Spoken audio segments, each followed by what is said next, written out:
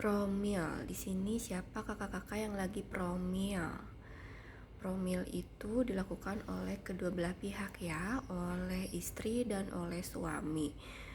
Faktor-faktor apa saja yang harus diperhatikan pada saat kakak-kakak promil? Kita bahas yang pertama bagian yang istri dulu ya. Yang paling penting dalam promil yang harus perhatikan yaitu siklus haidnya yang teratur. Kalau kakak-kakak ada permasalahan di bagian siklus haid sebelum kakak-kakak promil, baiknya diperbaiki dulu untuk siklus haidnya. Kalau siklus haidnya sudah teratur, kakak-kakak bisa pergi ke dokter kandungan untuk cek bagaimana kondisi rahim kita, bagaimana kondisi sel telur kita, ada atau tidaknya kista dan miom. Itu salah satu hal yang penting yang harus perhatikan pada saat kakak-kakak mau promil. Kemudian lebih lanjutnya mungkin kakak-kakak akan dicek HSG, tapi itu lebih berkelanjutan. Yang pertama sih itu ya, siklus haid dan bagaimana kondisi sel telur, kondisi rahim ada atau tidaknya kista dan miom.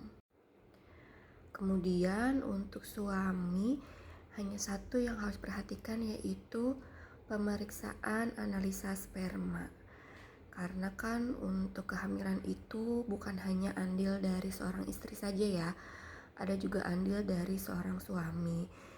Nah, kalau untuk promil, suami bisa memeriksakan analisa sperma atau dicek bagaimana kondisi sperma, apakah dalam kondisi prima atau apakah dalam kondisi baik atau tidaknya, itu hanya bisa dilihat dari pemeriksaan analisa sperma.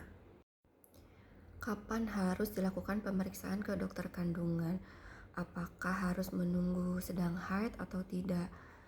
Nggak perlu nunggu ya. Kalau memang kakak-kakak mau melakukan pemeriksaan kandungan untuk promilnya, kakak-kakak nggak perlu nunggu haid dulu, karena pemeriksaan-pemeriksaan tertentu yang harus menunggu haid atau tidaknya itu tergantung dari dokter kandungannya masing-masing.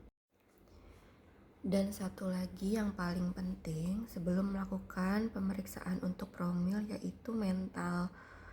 Kakaknya harus benar-benar siap mental dulu sebelum melakukan pemeriksaan promil. Semoga berhasil ya.